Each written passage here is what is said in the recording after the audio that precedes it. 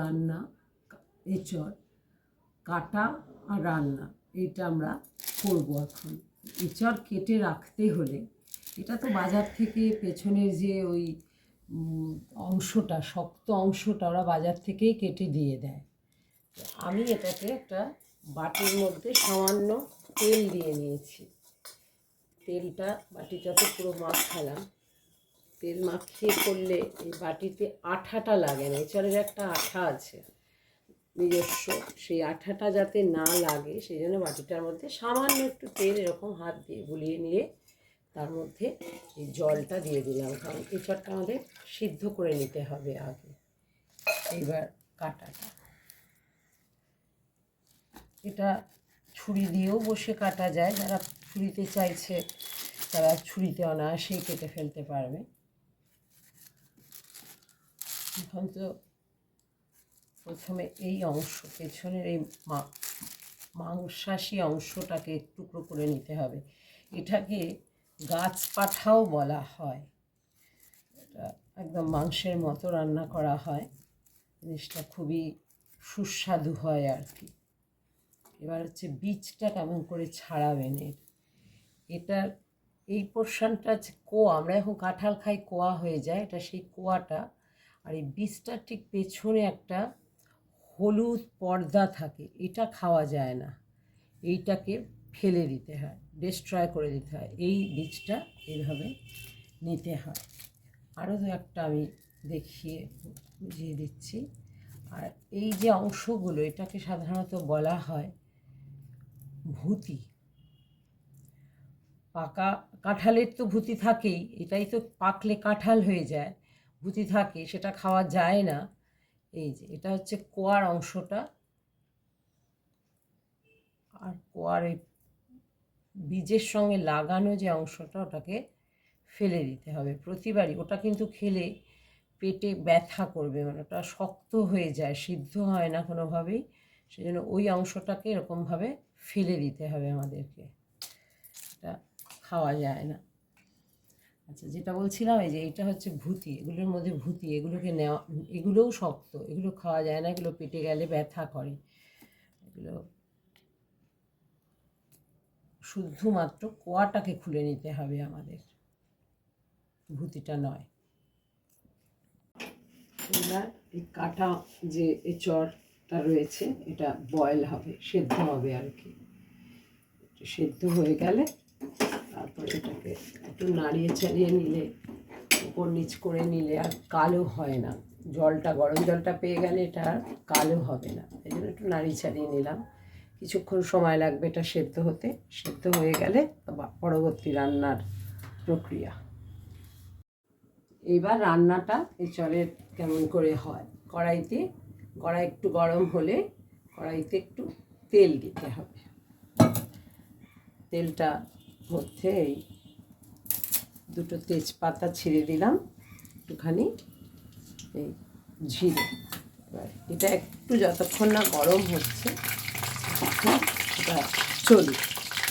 গরম হয়ে গেলে তার মধ্যে এই ডুমো করে কাটা যে আলু, এই আলুটা এর মধ্যে দিয়ে দেবো। এটা কিছুক্ষণ চলুক।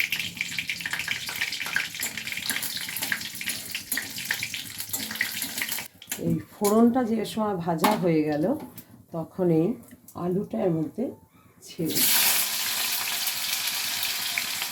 দিলাম। কিছুটা নুন এর মধ্যে আমরা দিয়ে দেবো। প্রথমে আলুতে অল্প একটু দেবো, তারপরে আবার আলুটা এখন গোল্ডেন অবধি ভাজা হবে। যতক্ষণ আলুটা গোল্ডেন ভাজা না হচ্ছে ততক্ষণ এর মধ্যে এঁচড়টা ছাড়া যাবে। এবার এটা সোনালি রং ধরে নিয়েছে আলুটা, এরকম সোনালি হয়ে আসলে এর মধ্যে এবার এঁচড়টা আমাদের ছেড়ে দিতে হবে। সিদ্ধ করে জল ফেলা রয়েছে এখানে, এই এঁচড়টা সিদ্ধ একটু অল্প একটু হালকা সোনালি রং এটাতেও হবে।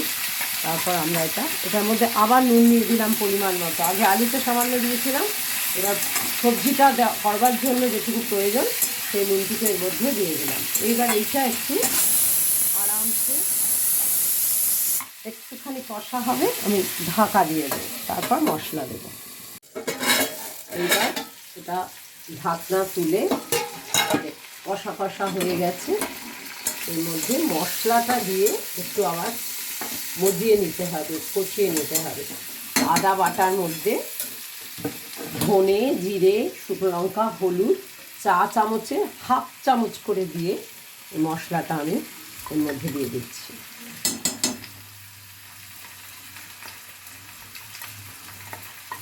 তা একটু 2 মিনিট মতো ভিজিয়ে যদি রাখা যায় তাহলে এটা টেস্টটা বাটা মশলার স্বাদ পাওয়া যাবে আর কি। পুরোনো দিনে যেমন মারা বাটা মশলা দিয়ে করতো সেরকম স্বাদ খানিকটা আনা যেতে পারে। হয়তো অনেকে পুরোটাই এনে ফেলে দেখতে পাওয়া যায় যে পুরোটাই হয়েছে সেই স্বাদে। এই মশলাটা দিয়ে একটু কষতে হবে সামান্য সময়। কষার পরে ওই বাটিতে যে মশলার বাটিটা একটুখানি জল দিয়ে ধুয়ে এটা নষ্ট না করে আর কি এর মধ্যে দিয়ে দিতে হবে। আবার ভালো করে করতে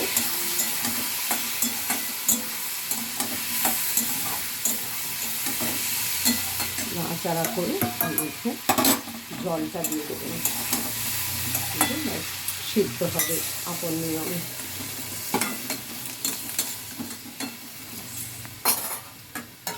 10 মিনিট এরকম থাকবে ঢাকা দেওয়া। হয়ে এসছে, নাড়াচাড়া দিয়ে সেদ্ধ হয়ে গেছে দেখি আমরা। এই যে সমস্ত আলুটা, এটা তো আগেই সেদ্ধ করা ছিল এঁচাড়টা, সুতরাং ওটা সিদ্ধ হতে সময় লাগে না, আলুটা সিদ্ধ হতে একটু সময় লাগে। এটা একদম গায়ে কষা হবে। তাই প্রথমে এটাতে আমরা চিনি দিয়ে দেবো। এই যে চিনিটা আমরা দিয়ে দেবো এটাতে।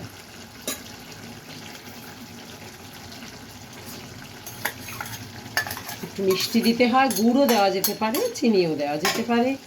তারপর হাফ চামচ গরম মশলা আর 1 চামচ ঘি নামাবার আগে একটু দিতে হবে। তারপর একটু নাড়া দিয়ে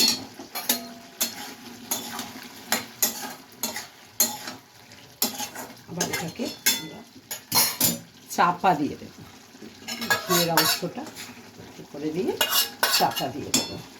দিয়ে একদম টেনে গেলে আমরা এটা নামিয়ে নেব।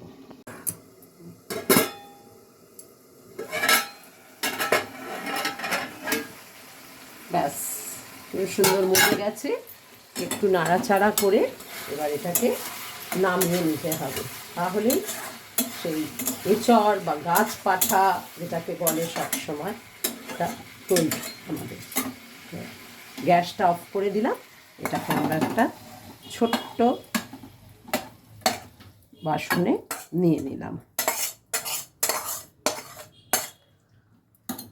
এটা এই কড়াই কেন, অন্য যে কোনো কড়াই যে যেটা ইউজ করেন, টেফলন হোক যাই হোক তাতে ব্যবহার করতেই পারেন। আমি এটা ইউজ করছি তাই এটাতে ব্যবহার করলাম।